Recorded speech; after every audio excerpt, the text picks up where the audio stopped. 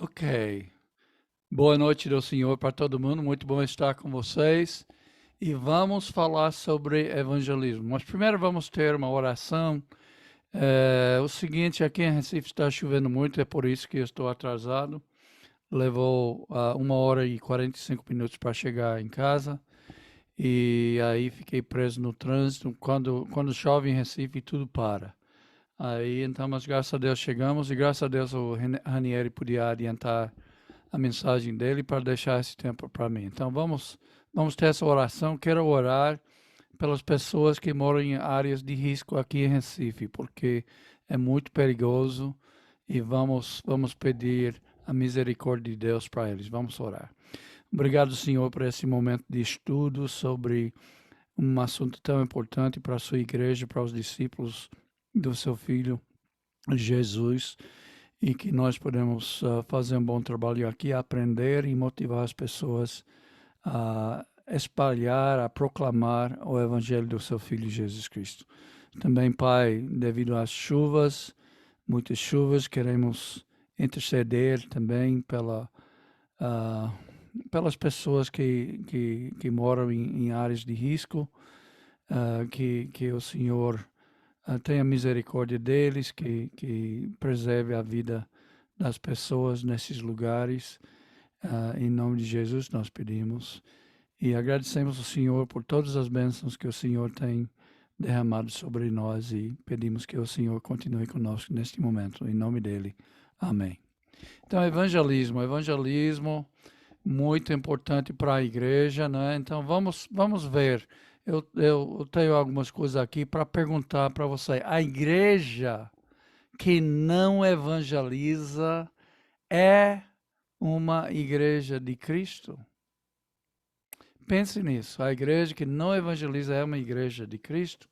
Então, Efésios capítulo 3, versículo 10 e 11, a intenção dessa graça era que agora, mediante a igreja, a multiforme sabedoria de Deus se tornasse conhecido nos poderes e autoridades nas regiões celestiais. Versículo 11, de acordo com seu eterno plano que ele realizou em Cristo Jesus nosso Senhor. Então veja, Efésios 3 e 10. O propósito, então, aqui, a intenção dessa graça, nesse caso, a graça não é a graça que nos salva, mas é um presente de Deus, é o nosso ministério. Vai ter que estudar o contexto aqui um pouco, mas Deus estende esse ministério para nós. Esse é o propósito de Deus também para a sua igreja.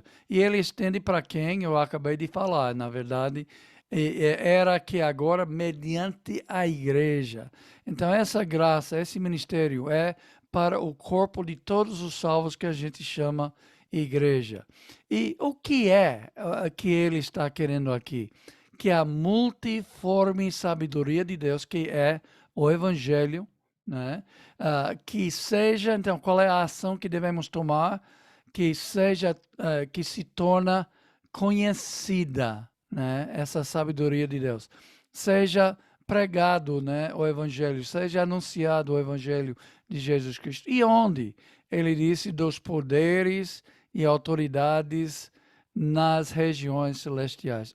Quer dizer, onde todos os perdidos são, nós devemos estar pregando o evangelho. Nós da igreja, ele aqui usa mediante a igreja. E finalmente ele diz em versículo 11, então, quando foi esse plano de Deus que a igreja faz isso, para a igreja fazer isso? Então, versículo 11, de acordo com o seu eterno plano, ou sua Bíblia talvez diz propósito, segundo o eterno propósito de Deus, que ele realizou em Cristo Jesus, nosso Senhor. Então, versículos 10 e 11 é muito importante para a igreja ficar sabendo que o propósito de Deus, né, para nós é que, deixa-me ver alguma coisa aqui.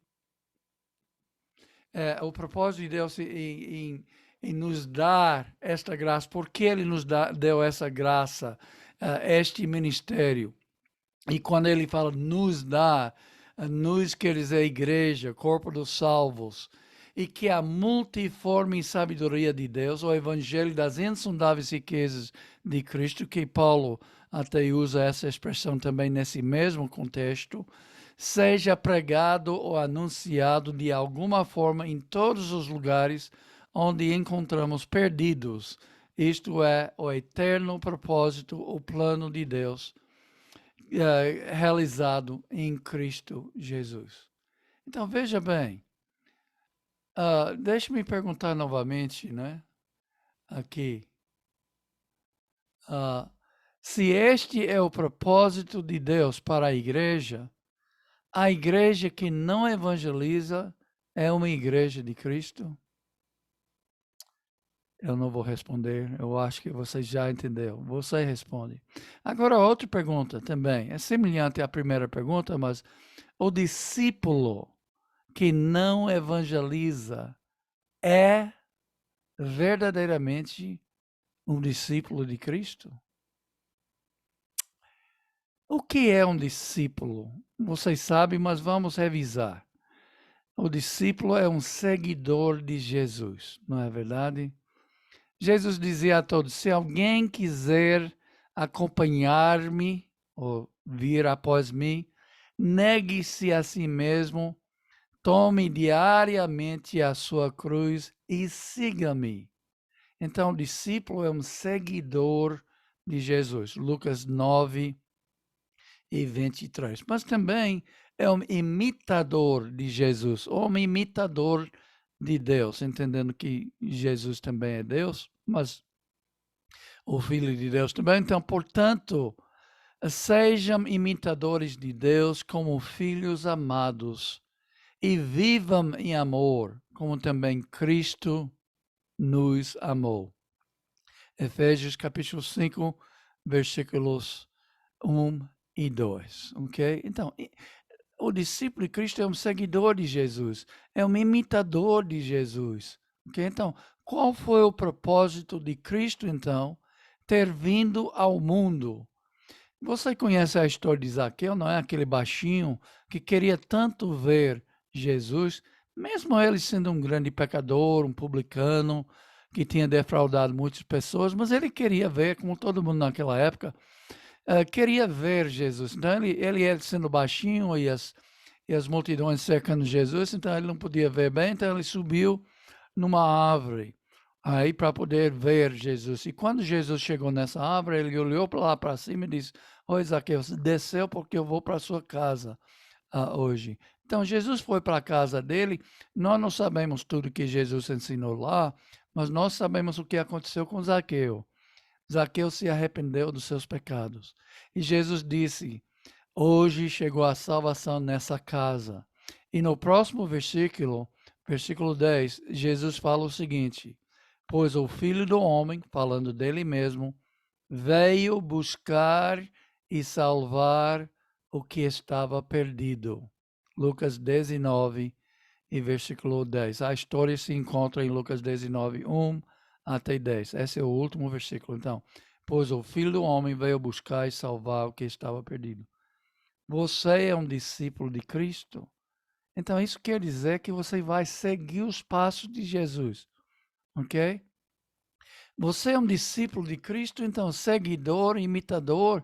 Então Jesus veio buscar e salvar o perdido. Então você está buscando e salvando o perdido. Obviamente nós nos salvamos na mesma maneira que Jesus salva. Nós não vamos morrer na cruz no lugar deles, mas nós estamos pregando para eles a mensagem de salvação para eles serem salvos. O discípulo que não evangeliza, que não está buscando e salvando o perdido, então é um seguidor de Jesus, é um imitador de Jesus, é um discípulo de Jesus?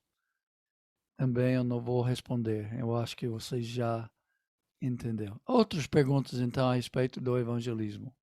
Evangelismo. Por que a igreja que sabe que evangelizar é o propósito de Deus não evangeliza? Porque o discípulo que sabe para ser como Jesus, para seguir os passos de Jesus, temos que buscar e salvar o perdido, por que o discípulo não faz? Bem, pode ter outras razões, mas vou lhe dar 3 razões nesta aula que eu acho que alguns discípulos, por isso que não evangeliza, ou algumas igrejas, todas, não têm muito interesse em evangelizar suas comunidades, principalmente. Primeiro é falta de convicção. Convicção da verdade de Deus, né? Falta de compromisso com a missão de Deus, principalmente. E falta de coragem de enfrentar as dificuldades, coragem de falar, né? Muitos de nós, né, temos receio para falar, não é? Falta de coragem naquela hora. Então, vamos para cada um dessas. Primeira, convicção. E falta de convicção que nos impede a pregar o evangelho, a anunciar o evangelho, a compartilhar o evangelho, as boas novas de Cristo Jesus com o nosso próximo. Então, Paulo falou na primeira carta que ele escreveu aos Tessalonicenses, capítulo 1, e versículo 4 e mais alguns versículos aqui, esta igreja realmente em Tessalônica é um bom exemplo para todos nós. Ele diz: sabemos, irmãos amados de Deus, que ele os escolheu, porque nosso evangelho não chegou a vocês somente em palavra, mas também em poder, no Espírito Santo, e veja o que ele diz, em plena convicção. Vocês sabem como procedemos entre vocês em seu favor. De fato, vocês se tornaram nossos imitadores e do Senhor, imitadores, discípulos. Apesar de muito sofrimento, receberam a palavra com alegria que vem do Espírito Santo. E assim tornaram-se modelo para todos os crentes que estão na Macedônia e Acaia, na região deles, a região de Tessalônica. Porque, versículo 8, partindo de vocês, propagou-se a mensagem do Senhor na Macedônia e na Acaia. Dizem outras versões que ressoava. Tem um verbo aí que vem do grego que queria dizer ecoava, como se fosse em cima de uma montanha e começa a falar a mensagem da salvação, o evangelho de Jesus Cristo, ela vai ecoando de uma monte para outro monte, né? É o que eles fizeram, bom exemplo, modelo para todos nós. Não somente isso, mas também por toda parte tornou-se conhecida a fé que vocês têm em Deus. Então, eles fizeram tão bom que eram modelos para Macedônia e Acaia naquela época, mas eu vou lhe dizer alguma coisa. É modelo para nós ainda hoje. Eles ainda estão falando o bom exemplo deles, porque Paulo registrou esse modelo para nós, esse bom exemplo.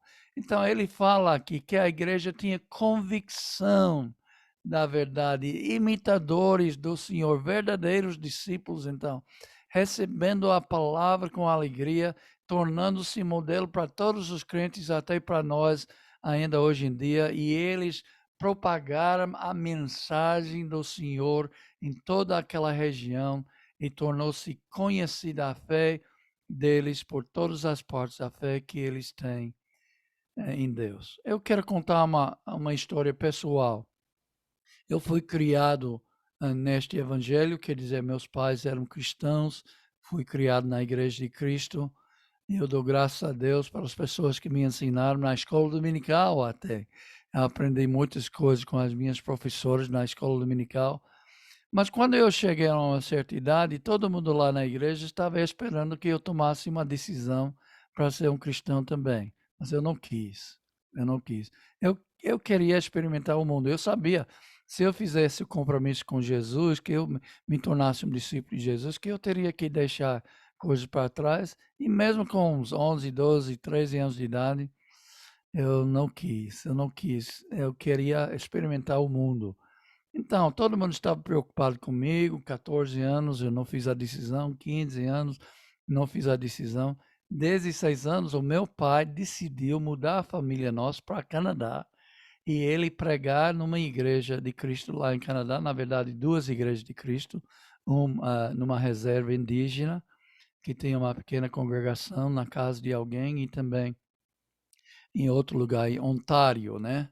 Que é o nome da província lá em Canadá. E a gente mudou para lá. Só que no último dia que a gente estava nessa igreja onde eu fui criado, um dia de despedida, o pregador, depois do sermão, depois de terminar o culto, ele chegou a mim, estava sentado no carro lá fora, e ele disse: Randy, por que você não se ser batizado hoje? Porque seu pai vai precisar sua ajuda quando chegar lá em Canadá. Eu disse: tá bom. Aí a gente voltou, tinha um batisteiro lá atrás do púlpito e ele me emergiu nas águas. E assim que eu saí das águas, saí com dúvidas, porque eu sabia o meu coração não estava pronto para entregar a minha vida ainda. Entende? Então, tinha dúvidas. Será que aquele batismo valia alguma coisa, né? Então, eu durante anos, então, depois disso, fiquei duvidando. A gente mudou para Canadá, eu ajudei meu pai mesmo ensinando na escola dominical das crianças, mas, bem, eu com dúvidas. Eu casei com Kathy, ainda com dúvidas. Eu perguntava a Kathy, o que você acha? Estou com dúvidas sobre a minha salvação. Ela sempre dizia: Randy, é entre você e Deus. Eu não posso decidir por você, você tem que decidir. Aí eu deixava algum tempo, eu perguntava a ela de novo: Kathy, eu estou na dúvida sobre a minha salvação, o que, que eu devo fazer? Aquele batismo valia alguma coisa? Ela disse: Randy, é entre você e Deus, não posso decidir por você, você tem que decidir. Aí passava tempo, eu não tomava nenhuma decisão. E aí chegava a perguntar a ela novamente, mesma resposta: Randy, entre você e Deus, você tem que decidir, eu não posso decidir por você. A gente foi numa campanha para Cristo. Eu até ia também. Eu fui, eu queria ir. A igreja estava levando um grupo, eles me convidaram, eu e Kathy, e eu fui. Nós fomos. Bem, chegamos num lugar e no dia seguinte a gente ia sair de porta em porta evangelizando pessoas. Aí então a gente foi dormir, a minha cabeça bateu na travesseira e eu disse: Kathy, estou com dúvidas, puxa vida, eu vou amanhã ensinar pessoas o plano de salvação, o evangelho de Jesus Cristo, e eu estou na dúvida sobre a mim. Ela disse: Randy, dessa vez ela falou diferente. Ela disse: vai lá, Randy, falar com o Horst, né, que era aquele que estava dirigindo a campanha, né? E parece que ele ia pregar e tudo mais. Então eu fui lá, ele já estava dormindo.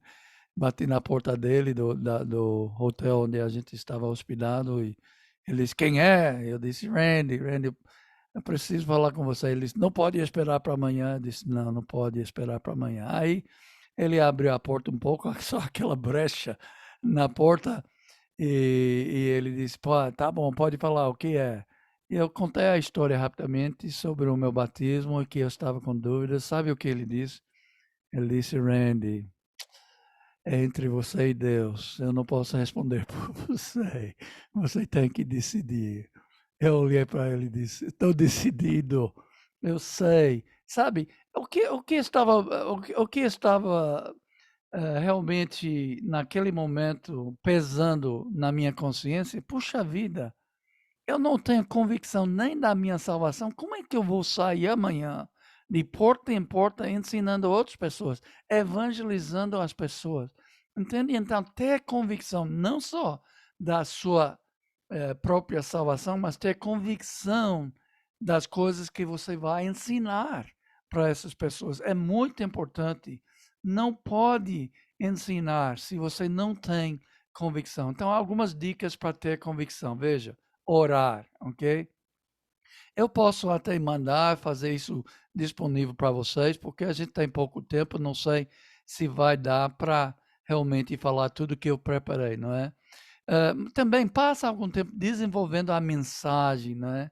Para até que você está completamente, absolutamente, como disse aqui, convencido da verdade desta mensagem. Estuda a palavra, ouçam pessoas, não é, para ter argumentos, né, para desenvolver. Estude a palavra sozinho, né, na sua casa. Então, tem muitas coisas aqui. Leiam livros, tem várias coisas que nós podemos fazer para aumentar a nossa convicção sobre a verdade, não é?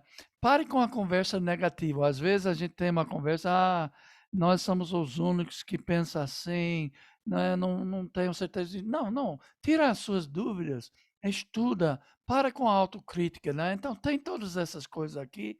Evite pessoas também que minam a sua energia e a sua confiança. Aumente o seu círculo de influência com pessoas que têm suas mesmas crenças, ok? Um irmão na fé, irmãos na fé que são convictos, não é?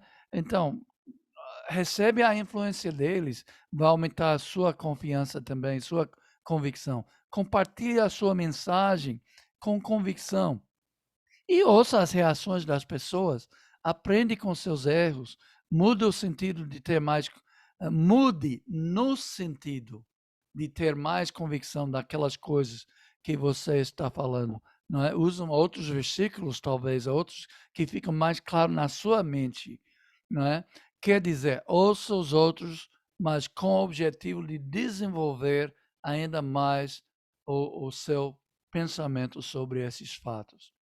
Vamos para compromisso também, porque às vezes a falta de compromisso impede que nós realmente evangelizamos, né? Compromisso no mundo, veja bem, é promessa, é conclusão, não é? Quer dizer, você vai ficar firme até que você conclui a tarefa que você prometeu fazer, não é? Competência, pelo menos dentro da sua competência, você vai dar o máximo. Comportamento, você vai se comportar de maneira para cumprir aquela promessa que você fez.